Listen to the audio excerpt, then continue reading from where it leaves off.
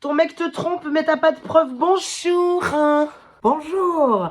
Voilà, je sais pertinemment que mon Jean-Édouard est le plus gros charreau du 16e, mais je ne sais pas comment le prouver. Est-ce que t'es sûr qu'il te trompe, hein? Quand il revient certains soirs du paddle avec une odeur de coconut monoï de chez Action, je sais très bien que ce n'est pas une balle qu'il a tapée toute la soirée. Pourquoi tu ne le quittes pas, hein? Et me retrouver sans un sou à la rue?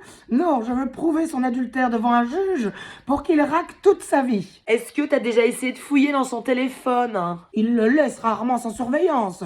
Il est collé à lui comme une danseuse de zouk. Il y a quelques jours, Clitorine, notre petite dernière, jouait à Candy Crush sur le téléphone de son papa. Il a reçu un message d'une certaine Natacha qui disait « On remet ça quand ?» Et qu'est-ce qu'il a inventé comme gros mensonge?